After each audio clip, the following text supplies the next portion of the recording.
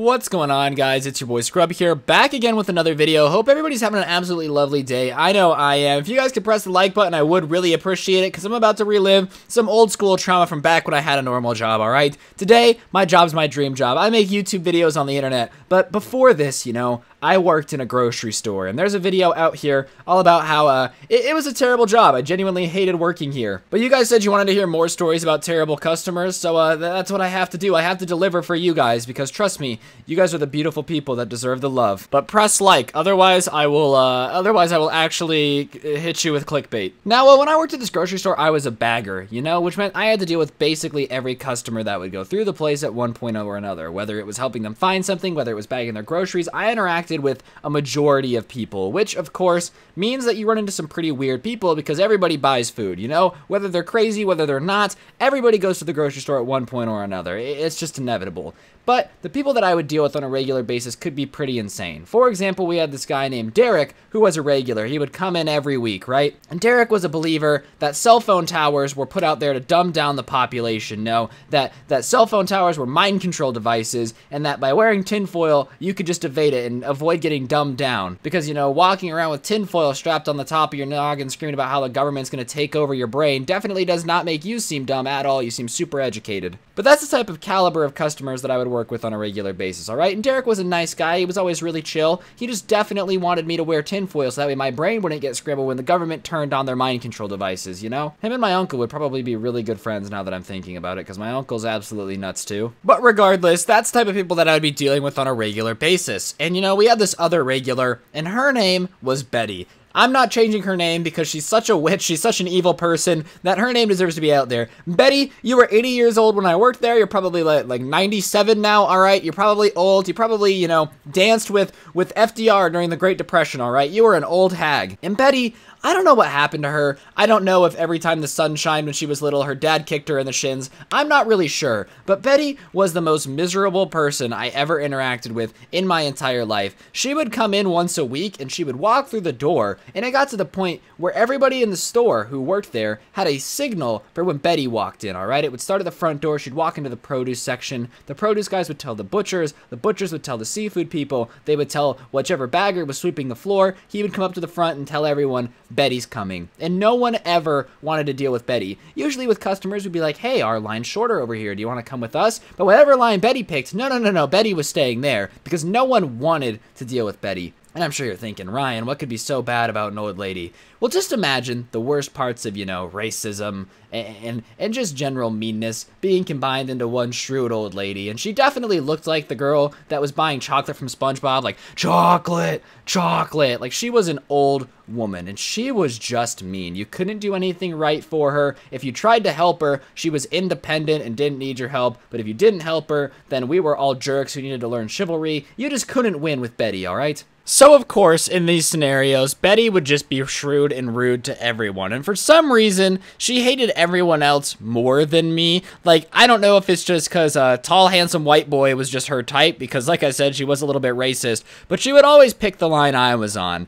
And no one would ever complain or, like, try to switch with me because she was just rude. We had this one girl, and her name was Alyssa, and she was the nicest girl. Like, Alyssa was a sweetheart. She would bag groceries with the care as if she was always packing eggs. She was just nice to everybody, always had a smile on her face. Everyone loved her. Like, 9 times out of 10, our regular customers picked her because she was just such a sweetheart, right? Not because we were bad, but just she was so sweet. And one time, she was bagging groceries for Betty, and Betty said, and I quote, "Your hair looks like it belongs on the top of a Raggedy Ann doll. You haven't washed it in weeks. You know white girls don't look good with dreadlocks, sweetie." And Alyssa didn't know what to say and just said, "Oh, I'm so sorry, ma'am." And Betty said, "No, it's all right. You're just kind of disgusting. Please don't touch my bags." And Alyssa, which is, by the way, the sweetest girl to ever work in this store, just the cutest little thing ever, started crying and ended up having to go home early because she was so upset by the words that Betty said to her, alright? And you already know from my last story, our managers were incompetent, so they would never tell Betty to eat it, you know, as most of us wanted to. No. We had to serve Betty, kiss Betty's feet, and she would just make baggers cry, and for some reason she always picked my line.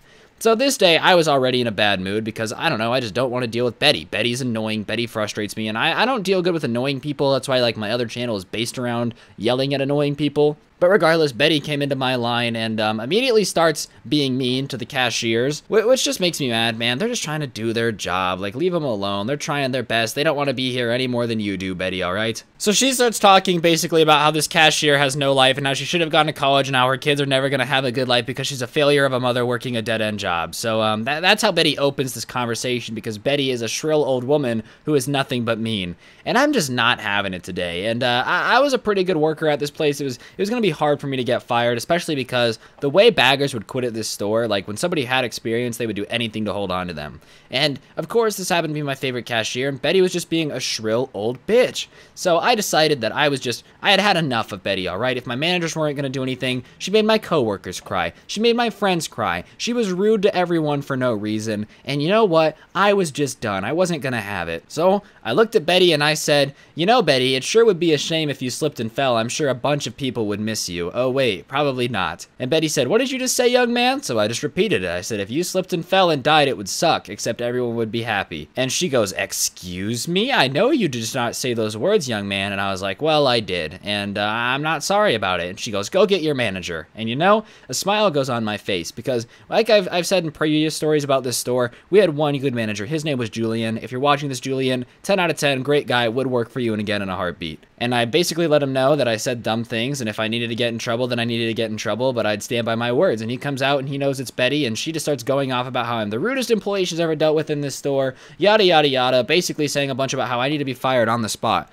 So Julian looks at me, and he winks at me, and he goes, you're fired. And I'm like, oh no, please, I need this job. It's all I have left. And he's like, yeah, you're fired. And Betty's like, see what you get for being rude to me? And Julian's like, turn in your stuff and get out of here. I better not see you again. And I was like, oh my God, I'm so sorry. And Betty, of course, is, you know, grinning in the corner because she thinks she just got me fired from this job. So whatever, I take off my stuff, I go to my car, I get in my car, and I get a text from Julian, because him and I were friends, we'd play Xbox together and stuff, and he goes, yeah, so I'll see you tomorrow. I know you probably have stuff to do, so you just take the rest of the day off, no big deal.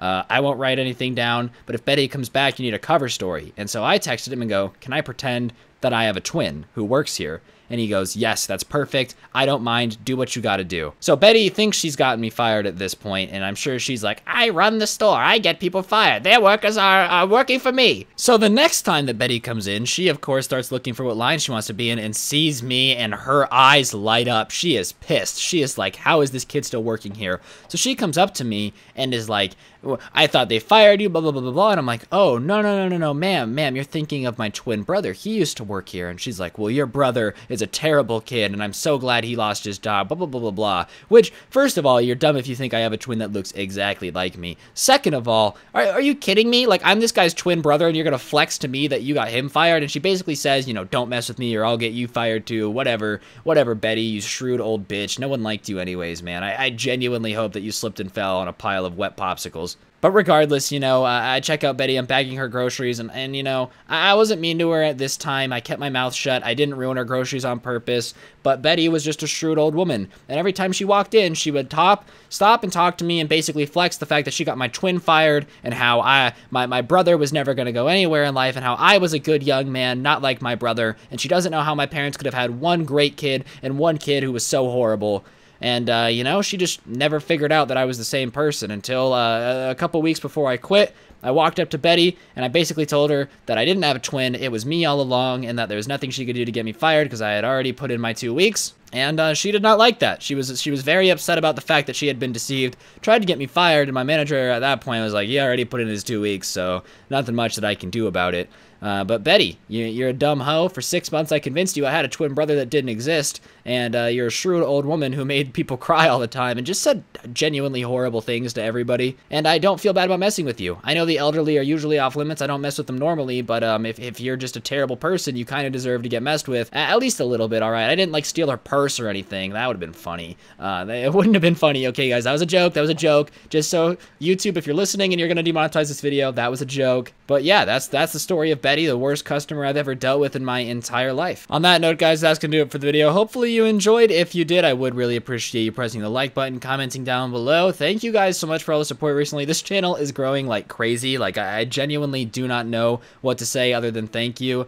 The fact that this channel is really getting big too just makes me happy. And for everybody out there that says that I'm not an entertaining YouTuber and I don't deserve this, 2 words. Screw off, because I've done it twice now, man. I got one channel to 1 million subs. This one's well on its way. And thank you guys for the support. Don't get anyone pregnant, and if you do, make sure they're hot. I'm out. Peace.